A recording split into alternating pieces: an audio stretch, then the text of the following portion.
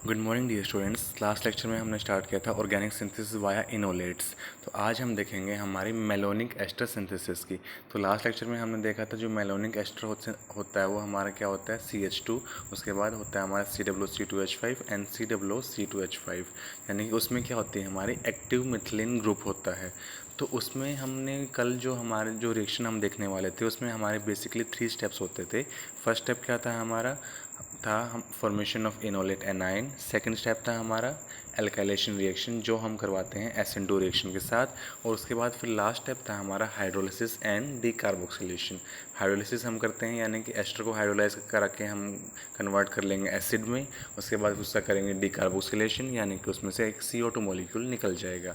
तो अब हम देखते हैं हमारे मेलोनिक एस्टर सिंथेसिस की। तो इसमें हम क्या करेंगे, इसमें हम वही 3 स्टेप रिपीट करेंगे। मतलब सारी रिएक्शन में हमारे बेसिकली 3 स्टेप ही होंगे। यानी कि सबसे पहला स्टेप क्या होगा, हम मेलोनिक एस्टर को कन्वर्ट करेंगे किसके, इसके इनोलेट एनाइन में। उसके बाद करेंगे इसका एल्काइलेशन। वो डिपेंड करेगा कि हम क्या फाइनल प्रोडक्ट बनाना चाहते हैं, उसी के अकॉर्डिंग हम डिफरेंट डिफरेंट आर ग्रुप लेंगे। और फिर लास्ट में हम करेंगे इसकी हाइड्रोलिसिस। उसके बाद फिर करेंगे इसका डीकार्बोक्सिलेशन, जिससे हमें हमारा जो डिज़ायर्ड प्रोडक्ट है मिल जाएगा। तो इसी प्रोसेस को हम बोलते हैं मेलोनिक एस्टर सिंथेसिस। तो सिंथेसिस देख लेते हैं। सबसे पहले है हमारा synthesis of mono alkyl acetic acid. Mono का मतलब वन, एल्काइल यानी कि एक एल्काइल ग्रुप होगा इन्हीं एसिटिक एसिड में, ठीक है। तो उसके बाद सबसे पहले हम सिंथेसिस करेंगे एन ब्यूटायरिक एसिड। इसमें एन क्या मतलब होता है, नॉर्मल, यानी कि जो हमारी 4 कार्बन की एक सिंगल चेन है। तो हम ये हमारा फॉर्मूला है हमारे ब्यूटायरिक एसिड का। तो हम स्टार्ट कर रहे हैं किससे, डाई इथाइल मेलोनेट से। इसमें ध्यान देने वाली बात ये है कि जो हमारा ये वाला पार्ट है CH2 एंड COOH, ये वाला पार्ट आएगा हमारा किससे, ये पार्ट आएगा हमारा डाई इथाइल मेलोनेट से। और जो बच गया CH3CH2, अब वो किससे आना चाहिए, वो आएगा हमारा R ग्रुप से। यानी कि हमें R क्या होना चाहिए इसके लिए, इथाइल होगा इस वाले केस में, ठीक है। तो हमने फर्स्ट स्टेप किया उसके साथ, तो डाई इथाइल मेलोनेट लिया, उसकी हम रिएक्शन करवाए किसके साथ, बेस के साथ। बेस कौन सा ले रहे हैं हम यहाँ पे, सोडियम इथोक्साइड। इसमें से बेस क्या करेगा, जो हमारा एक्टिव मिथिलीन ग्रुप है CH2, इसमें से एक हाइड्रोजन ले लेगा और हमारा इथेनॉल मॉलिक्यूल यहाँ से निकल जाएगा। तो हमारा ये बन गया हमारा इनोलेट एनाइन। अभी इनोलेट एनाइन अटैक करेगा किस पे, हमने RX लिया है। RX यानी कि हमारे एल्काइल हैलाइड कौन सी ली हमने यहाँ पे, इथाइल आयोडाइड। आयोडाइड इसलिए प्रेफर करते हैं क्योंकि आयोडीन का साइज़ बड़ा होता है, ये काफ़ी अच्छा लिविंग ग्रुप होता है। तो जैसे ही इनोलेट एनाइन बना, इसने अटैक किया हमारे CH2 पे, क्योंकि सबसे ज़्यादा डेल्टा पॉजिटिव चार्ज कहाँ पे है, इसी CH2 पे है, क्योंकि ये अटैच किससे है, हमारी आयोडीन के साथ, जो कि ज़्यादा इलेक्ट्रोनेगेटिव है कार्बन से। तो यहाँ से हमारा फिर निकल गया सोडियम आयोडाइड, और हमारा क्या हो गया, हमारा इथाइल ग्रुप अटैच हो गया किसके साथ, हमारे डाई इथाइल मेलोनेट के साथ। यानी कि हमारा सेकंड स्टेप कंप्लीट हो गया, एल्काइलेशन। अब हम क्या करेंगे, इसमें से हम करेंगे एक्वस KOH यूज़ करेंगे। तो जिससे क्या हो जाएगा, हमारा जो हमारा एस्टर पार्ट है वो हाइड्रोलाइज हो जाएगा। फिर सेकंड स्टेप में क्या करते हैं, हम HCl के साथ ट्रीट करते हैं उसको, यानी कि फिर जो हमारा मतलब सॉल्ट बना था वो एसिड में कन्वर्ट हो जाएगा। तो हमें मिल जाएगा हमारा 2 इथाइल मेलोनिक एसिड। अब इसमें क्या है, हमारे 2 एसिड फंक्शनल ग्रुप हैं। तो इसको हम हीट करते हैं, 423 टू 473 केल्विन के बीच में। तो हमारा CO2 गैस यहाँ से निकल जाती है और हमें मिल जाएगा हमारा desired product n butyric acid, ठीक है। तो ये तो हमारी सिंथेसिस थी किसकी, एन ब्यूटायरिक एसिड की। तो इसके बाद हम देख रहे हैं किसकी सिंथेसिस, हमारी आइसोवैलेरिक एसिड की। आइसोवैलेरिक एसिड क्या होता है कि हम, ये होता है हमारा 3 मिथाइल ब्यूटेनाइक एसिड। अब इसमें भी ध्यान से देखो, जो हमारे एंड प्रोडक्ट हमें बनाना है उसमें से CH2 COOH तो आ जाएगा हमारा डाई इथाइल मेलोनेट से। तो बच क्या गया हमारा, ये आइसोप्रोपाइल ग्रुप बच गया, जो हमें किससे चाहिए, जो हमें चाहिए R ग्रुप से। तो हम स्टार्ट फिर से वही करेंगे। हमने फर्स्ट स्टेप हमारा सेम ही है, डाई इथाइल मेलोनेट लिया, उसकी रिएक्शन करवाई हमने सोडियम इथोक्साइड के साथ। यहाँ पे हमारा इथेनॉल मॉलिक्यूल निकल जाएगा, यहाँ पे इनोलेट एनाइन का फॉर्मेशन हो गया। अब सेकंड स्टेप में हमने R ग्रुप क्या ले रखा है, CH3 single bond CH CH3, फिर सेकंड कार्बन से अटैच्ड है हमारा ब्रोमीन। तो हमने यानी कि हमारा यहाँ पे प्रोपाइल ग्रुप ले रखा है, आइसोप्रोपाइल ग्रुप, क्योंकि यही ग्रुप हमें चाहिए किसमें, हमारे आइसोवैलेरिक एसिड में। तो एनाइन अटैक करेगा, न्यूक्लियोफिलिक अटैक होगा, SN2 अटैक कार्बन पे होगा और हमारा सोडियम ब्रोमाइड यहाँ से निकल जाएगा। तो हमारा पहले इस कंपाउंड का फॉर्मेशन हुआ। अब क्या करते हैं हम, अब ये कंपाउंड क्या करेगा, इसको फिर लास्ट स्टेप हम करेंगे। यहाँ पे लास्ट स्टेप हमारा सेम है, पहले एक्वस KOH के साथ हीट करेंगे, फिर उसके बाद हम इसको डाइल्यूट HCl के साथ ट्रीट करेंगे। तो हमारा जो डाई कार्बोक्सिलिक एसिड मिल जाएगा, उसको फर्दर हीट करेंगे, CO2 गैस निकलेगी और हमें हमारा आइसोवेल्डिक एसिड मिल जाएगा।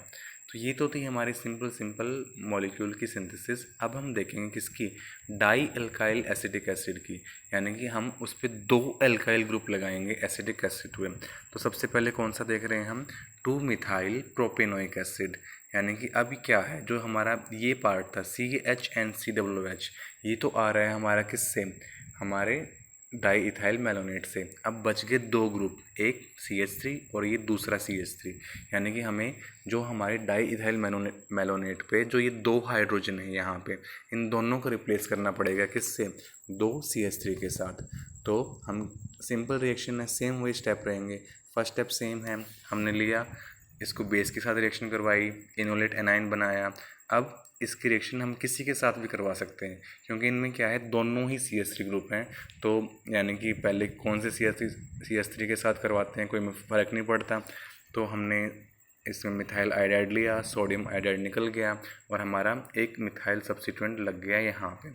अब क्या करते हैं हम, अब हम इसको हाइड्रोलिसिस कराने के बजाय अब हम सेकंड हाइड्रोजन को सब्स्टिट्यूट करते हैं, किसके साथ, मिथाइल ग्रुप के साथ। तो हम यहाँ पे क्या लेंगे, सोडियम इथोक्साइड फिर से लेंगे। अब जो ये हाइड्रोजन बची हुई थी, अब इस हाइड्रोजन पे क्या होगा, यहाँ से ये वाली हाइड्रोजन एब्स्ट्रैक्ट होगी और हमारा इथेनॉल मॉलिक्यूल यहाँ से निकल जाएगा। फिर से इनोलेट एनाइन बना, अब उसने फिर से हमने मिथाइल आयोडाइड लिया और यहाँ पे आयोडीन निकल गई और हमारा इस कंपाउंड का फॉर्मेशन हो गया, जिसमें हमारे 2 CH3 ग्रुप लगे हुए हैं।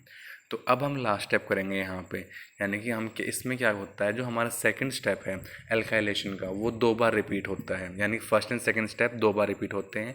पहले एक बार इनोलेट एनाइन बना, उसके बाद हमने एल्काइलेशन करवाया, फिर से इनोलेट एनाइन बनाया, उसके बाद फिर से एल्काइलेशन करवाया और फिर लास्ट स्टेप कर रहे हैं हम हाइड्रोलिसिस एंड डीकार्बोक्सिलेशन। तो हमें अल्टीमेटली क्या मिल जाएगा, हमारा मिथाइल प्रोपेनोइक एसिड। तो ये तो उसकी बात थी जब दोनों हमारे एल्काइल ग्रुप सेम थे। अगर हम दोनों एल्काइल ग्रुप डिफरेंट लेते हैं, यानी कि 2 मिथाइल ब्यूटानोइक एसिड, तो इसमें क्या करेंगे, एक तो हमारा CH3 है और एक हमारा है इथाइल ग्रुप। तो हम यहाँ पे चैलेंज ये आता है कि हम कौन से ग्रुप को पहले लगाएं। तो इसमें क्या करते हैं हमने पहले डाईइथाइल मेलोनेट से स्टार्ट किया, उसके बाद उसको इनोलेट एनाइन बनाया हमने सोडियम इथोक्साइड यूज़ करके, अब ये बन गया। अब हम इसमें पहले रिएक्शन करवाते हैं किसके साथ, पहले हम इथाइल ग्रुप लगा रहे हैं। हम पहले इथाइल ग्रुप क्यों लगा रहे हैं, क्योंकि पहले जब बल्कि ग्रुप लग जाएगा तो उसके बाद सेकंड रिएक्शन होगी तो उसमें हम फिर स्मॉल ग्रुप को इंट्रोड्यूस करने में हमें ज़्यादा स्टेरिक हिंड्रेंस नहीं होगी। इसी वजह से हम क्या करते हैं, पहले हम बड़ा ग्रुप ऐड करते हैं, उसके बाद फिर हम छोटा ग्रुप सेकंड रिएक्शन में ऐड करते हैं। ये रीज़न है इसका, यही ऑर्डर हम फॉलो करते हैं। तो पहले ये बन गया, उसके बाद फिर क्या, पहले तो एथाइल ग्रुप यहाँ पे लग गया। अब फिर से इसका हमने इनोलेट एनाइन बनाया, इसकी बेस की रिएक्शन साथ रिएक्शन करवा के, अब जब यहाँ पे ये इनोलेट एनाइन बना, उसकी हमने फिर सेकंड एल्काइलेशन में हमने क्या यूज़ किया, मिथाइल आयोडाइड। जैसे हम यहाँ पे मिथाइल आयोडाइड यूज़ करेंगे तो उसमें फर्स्ट स्टेप क्या होगा हमारा, फिर लास्ट में हम क्या कर देंगे, इसकी हाइड्रोलिसिस एंड डीकार्बोक्सिलेशन, यानी कि वो दो स्टेप का प्रोसेस है। पहले उसको एक्वस KOH के साथ हीट करते हैं, उसके बाद उसको ट्रीट करते हैं डाइल्यूट HCl के साथ और अल्टीमेटली 423 to 473 केल्विन पे हीट करेंगे तो हमें क्या मिल जाएगा, 2 मिथाइल ब्यूटेनोइक एसिड। ठीक है, तो ये थे हमारे सिंपल हम एसिड बना रहे थे। अब हम बात करते हैं किसकी, हम साइक्लोएल्केन कार्बोक्सिलिक एसिड को बनाने की बात करते हैं। यानी कि इसमें क्या होगा, हमारा साइक्लोप्रोपेन सबसे पहले हम सिंथेसाइज कर रहे हैं, यानी कि 3 मेंबर की रिंग बनाएंगे और उस पर क्या लगा होगा, हमारा एसिड फंक्शनल ग्रुप लगा होगा, साइक्लोप्रोपेन कार्बोक्सिलिक एसिड। तो वो हम कैसे करेंगे, तो हमने सबसे पहले क्या कर रखा है, डाईइथाइल मेलोनेट से स्टार्ट किया, उसका इनोलेट एनाइन बनाया।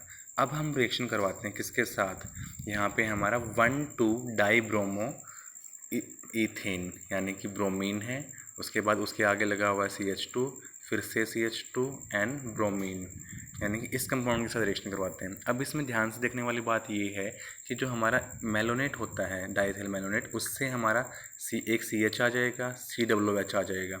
अब हमें क्या चाहिए, साइक्लोप्रोपेन बनाने के लिए हमें 2 कार्बन और चाहिए।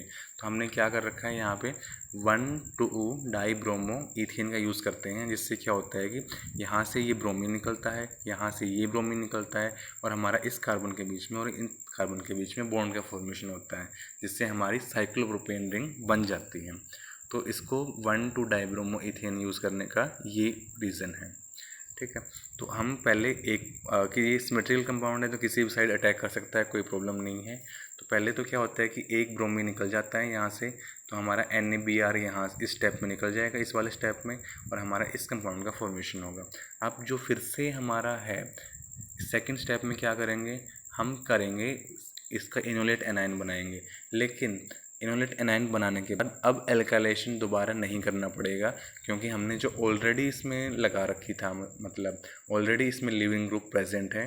तो क्या करेंगे, कार्बन जो एनायन बना वो इसी कार्बन पे अटैक करता है, इस वाले कार्बन पे, और हमारा Br ग्रुप यहाँ से निकल जाता है, NaBr यहाँ से निकल जाएगा, और हमारी साइक्लोप्रोपेन रिंग का फॉर्मेशन यहाँ पे हो जाएगा।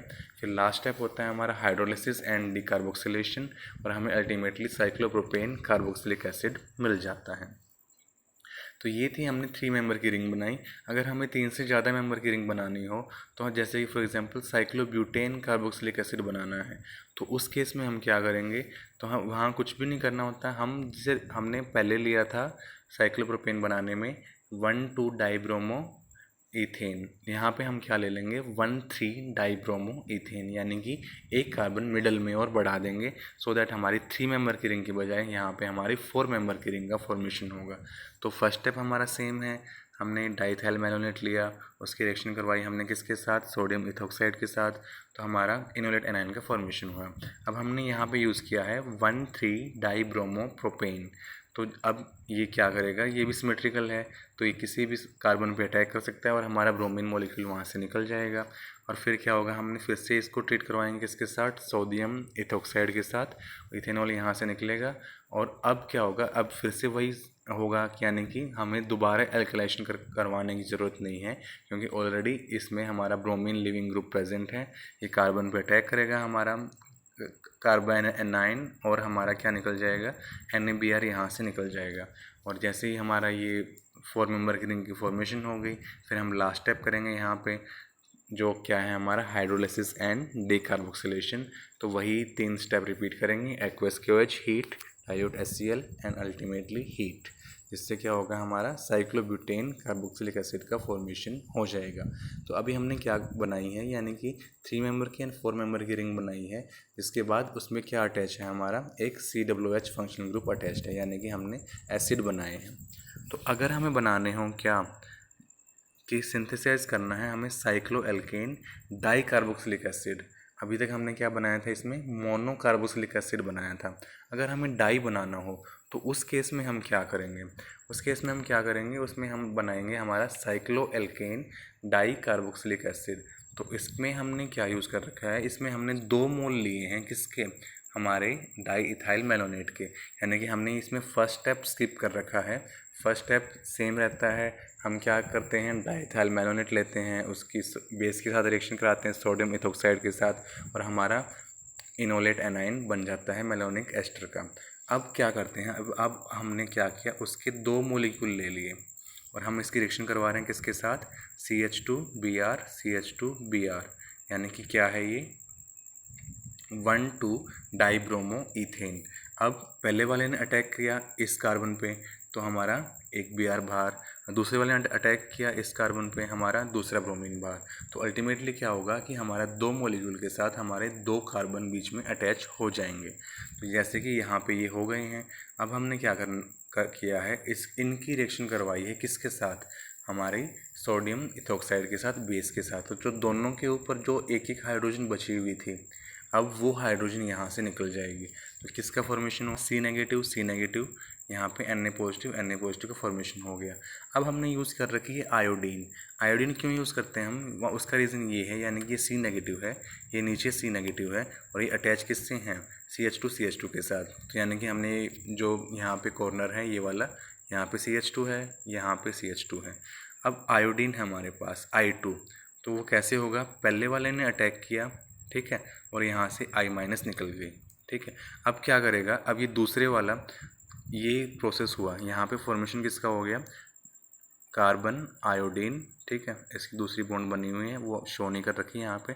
अब सेकंड वाले पे नेगेटिव चार्ज है। अब ये क्या करेगा, ये नेगेटिव चार्ज अटैक करेगा इस पे और ये यहाँ से बाहर निकल जाएगा, ठीक है। तो अल्टीमेटली क्या होगा, इन दोनों के बीच में बॉन्ड बन जाएगी, यानी कि जो कार्बन कार्बन थे हमारे उनके बीच में बॉन्ड का फॉर्मेशन हो जाएगा। तो यहाँ पे हमने क्या कि इस स्टेप में I2 ले रखा है और यहाँ पे 4 मेंबर की रिंग का फॉर्मेशन हो गया। तो I2 का रोल ये था कि कार्बन कार्बन के बीच में अल्टीमेटली उसको बॉन्ड फॉर्मेशन करवाना है। फिर लास्ट स्टेप हमारा सेम है, हमने एक्वस KOH के साथ हीट किया, फिर डाइल्यूट HCl के साथ, और अल्टीमेटली हीट करके हमने साइक्लोब्यूटेन 1,2 डाइकार्बोक्सिलिक एसिड का फॉर्मेशन कर दिया, ठीक है। तो उसके बाद फिर नेक्स्ट है हमारी synthesis of cyclopentane 1,3 dicarboxylic acid. तो इसमें हमने कुछ नहीं करना, इसमें अल्टीमेटली हमने क्या करना है, इसमें तो हमें कार्बन कार्बन की बॉन्ड बनाने की भी ज़रूरत नहीं है, क्योंकि ऑलरेडी हमने यहाँ पे यूज़ कर रखी है 1,1 डाई आयोडो मीथेन का यूज़ करेंगे हम। और क्या होगा, मतलब यहाँ पे स्टार्टिंग में जो हमने लिया था, यानी कि जो हमने इस वाले रिएक्शन में जो कंपाउंड बनाया था ये वाला, इस कंपाउंड की रिएक्शन, इस वाले कंपाउंड की रिएक्शन हम किसके साथ करवाते हैं, आयोडीन के साथ ना करवा के हमने करवाई किसके साथ, इस वाले कंपाउंड के साथ। तो यहाँ पे क्या होगा, पहले वाले कार्बन ने अटैक किया कार्बन पे, आयोडीन निकला, दूसरे कार्बन ने अटैक किया कार्बन पे, यहाँ से भी आयोडीन निकला। तो अल्टीमेटली 2 सोडियम आयोडाइड के मॉलिक्यूल निकल जाएंगे और हमारा क्या हो जाएगा, एक CH2 बीच में ऐड हो जाएगा। जैसे CH2 बीच में ऐड होगा तो लास्ट स्टेप हम फिर से सेम रखेंगे, एक्वस KOH के साथ हीट करेंगे, डाइल्यूट HCl के साथ, और हीट करके अल्टीमेटली हमें क्या मिल जाएगा, साइक्लोपेंटेन 1,3 डाइकार्बोक्सिलिक एसिड। यानी कि आपको कुछ भी याद रखने की ज़रूरत नहीं है, आपको सिर्फ फाइनल कंपाउंड देखना है। उसमें फाइनल कंपाउंड देखने के बाद आपको बस ये देखना है कि हमने कौन सा मॉलिक्यूल ऐड करेंगे जिससे जाके हमें अल्टीमेटली हमारा फाइनल कंपाउंड मिल जाएगा। सिर्फ इसी बात का ध्यान रखना है इसमें, ठीक है। तो उसके बाद फिर उसके बाद देखते हैं हमारा सिंथेसिस किसका, बीटा कीटो एसिड का, यानी या RCOO(CH2COH) का, एंड कीटोन्स का। तो हम क्या करते हैं, डाई इथाइल मैनोनेट लिया हमने, उसके बाद उसकी रिएक्शन करवाई किसके साथ, सोडियम इथोक्साइड के साथ, यहाँ पे इनोलेट एनायन का फॉर्मेशन होगा। अब हम यहाँ पे इसको ट्रीट करवा रहे हैं किसके साथ, हमारे एसिड क्लोराइड के साथ, यानी कि RCOCl के साथ। तो जो हमारा कार्बो एनाइन है, फॉर एग्जांपल C- है, वो उसने पहले अटैक करेगा वो कार्बन पे, ये बॉन्ड ब्रेक होगी, पाई बॉन्ड इजी होती है ब्रेक करने, ये वापस फॉर्म होगी और यहाँ से हमारा Cl मॉलिक्यूल निकल जाएगा। तो जैसे ही Cl मॉलिक्यूल निकलेगा इस कंपाउंड का फॉर्मेशन होगा। ये फॉर्मेशन होने के बाद उसको हम करवाएंगे उसका हाइड्रोलिसिस और हमारा डिकार्बोक्सिलेशन। तो हमारा क्या हो जाएगा, यहाँ पे फॉर्मेशन हो जाएगा हमारा बीटा कीटो एसिड का। अब इन्हीं बीटा कीटो एसिड को फर्दर हीट नहीं करते हैं तो ये स्टेबल होते हैं कुछ टेम्परेचर तक। उसके बाद अगर इन्हीं को फर्दर हीट कर देते हैं तो इनमें से CO2 गैस निकल जाती है और हमें इन्हीं से कीटोन मिल जाते हैं, ठीक है। तो हमें कौन सा कीटोन बनाना है उसी हिसाब से हम वही वाली एसिड क्लोराइड यहाँ पे यूज़ कर लेंगे, यानी कि R ग्रुप को डिफरेंट सब्स्टिट्यूट करेंगे तो हमें डिफरेंट हमारे ketone and beta keto acid यहाँ से मिल जाएंगे। तो इसमें हमारी लास्ट सिंथेसिस है synthesis of di carboxylic acid, यानी कि उसके साथ हम बना सकते हैं कौन से हमारे मेलोनिक एसिड बना सकते हैं, सक्सेनिक एसिड बना सकते हैं, ग्लूटारिक एसिड बना सकते हैं, और लास्ट में हमारा कौन सा, हम एडिपिक एसिड बना सकते हैं। तो हमने मेलोनिक एसिड तो पहले ही सिंथेसाइज कर रखा है, तो ऑलरेडी वही रिएक्शन यहाँ पे जो हमारी फर्स्ट रिएक्शन थी वही लिखी हुई है। तो इसमें क्या करते हैं, हम मेलोनिक एस्टर लिया हमने, उसकी रिएक्शन करवाई किसके साथ, हमारी सोडियम इथोक्साइड के साथ, हमने ये बनाया इनोलेट एनाइन बना लिया, उसकी रिएक्शन करवा रहे हैं हम इथाइल आयोडाइड के साथ, एल्काइलेशन हो गया। फिर हमने लास्ट स्टेप किया, अब हम क्या कर रखे हैं, या इसी स्टेप पे इसको छोड़ देते हैं, तो इसको फर्दर हीट नहीं करेंगे तो हमारा 2 इथाइल मेलोनिक एसिड यहाँ पे स्टेबल होगा। अगर हमें बनाना हो 1,4 डाइकार्बोक्सिलिक एसिड तो उसके लिए हम क्या करेंगे, 2 मॉलिक्यूल लेंगे इसके हमारे इनोलेट एनाइन के, उसके हीट करेंगे उसको किसके साथ, हम आयोडीन के साथ, तो सोडियम आयोडाइड निकल जाएगा और हमें कार्बन कार्बन बॉन्ड का फॉर्मेशन हो जाएगा। तो हम उसके बाद फिर फर्दर हमें क्या करना है, उसको हीट करेंगे एक्वस के OH के साथ, एसिडिफाई करेंगे डाइल्यूट HCl के साथ, और फर्दर हीट करेंगे तो हमारी 2 CO2 निकल जाएंगी और हमें अल्टीमेटली क्या मिल जाएगा, हमें हमारा सक्सेनिक एसिड। तो सक्सेनिक एसिड मिलने के बाद अब इसमें ध्यान रखने वाली बात ये है कि हम पहले जो हमने आयोडीन का क्या रोल था, जो कि मैंने आपको पहले भी बताया था, यानी कि अब ये देखो ये पहले वाला कार्बन, ये दूसरे वाला कार्बन, एक कार्बन नेगेटिव चार्ज है, दूसरा कार्बन नेगेटिव चार्ज है। तो आयोडीन ये है, पहले वाले कार्बन ने अटैक किया, I- यहाँ से निकल गया, तो हमारा क्या हुआ, इनमें कार्बन और आयोडीन का बॉन्ड फॉर्मेशन हो गया। अब दूसरे वाले कार्बन के पास नेगेटिव चार्ज है, वो अटैक करेगा कार्बन पे, यहाँ से दूसरा आयोडीन निकल जाएगा, तो अल्टीमेटली हमें क्या मिल जाएगी, हमारी कार्बन कार्बन के बीच में बॉन्ड फॉर्मेशन हो जाएगी। ठीक है, तो फिर हमारा नेक्स्ट है हमारा 1,5 डाइकार्बोक्सिलिक एसिड। तो इसमें हम क्या करते हैं, इसमें हम कुछ नहीं करते, हम ये यूज़ करने के बजाय हम क्या यूज़ कर लेते हैं डायरेक्ट, इसमें डायरेक्ट यूज़ कर लेते हैं हमारा 1,2 डाई आयोडो मीथेन का यूज़ करते हैं। और उसमें क्या होता है कि हमारा जब 3 कार्बन के बजाय, मतलब 2 कार्बन के बजाय, हम यहाँ पे हमारे एक कार्बन यहाँ से आ जाता है और हमारे चेन में टोटल 5 कार्बन हो जाते हैं। रिएक्शन बिल्कुल सिमिलर रहती है, दोनों हमारे एनायन हैं, दोनों अटैक करेंगे कार्बन पे, ये इधर से करेगा, ये इधर से करेगा, और हमारा कार्बन कार्बन के बीच में बॉन्ड फॉर्मेशन हो जाएगी। ठीक है, तो जैसे ही हमारा उसके फिर लास्ट स्टेप हमारा सेम है एक्वस के OH के साथ, डाइल्यूट HCl के साथ, और अल्टीमेटली हीट करेंगे तो 2 CO2 निकल जाएंगी, हमें क्या मिल जाएगा, हमारा ग्लूटारिक एसिड। उसके बाद लास्ट है हमारा एडिपिक एसिड। उसके लिए क्या करेंगे, हम स्टार्टिंग मटेरियल में एक कार्बन और बढ़ा देंगे। अब यहाँ पे हम यूज़ कर रहे हैं 1,2 डाईब्रोमो इथेन यूज़ कर रहे हैं, 2 मॉलिक्यूल सेम ले रहे हैं उसके हम इनोलेट एनायन के, 2 यहाँ पे NaBr मॉलिक्यूल निकल जाएंगे, कार्बन कार्बन के बीच में बॉन्ड फॉर्मेशन हो जाएगा। फिर लास्ट स्टेप हम रिपीट करेंगे, हाइड्रोलिसिस एंड डिकार्बोक्सिलेशन, और अल्टीमेटली हमें हमारा क्या मिलेगा, एडिपिक एसिड। तो ये थी हमारी मेलोनिक एस्टर सिंथेसिस।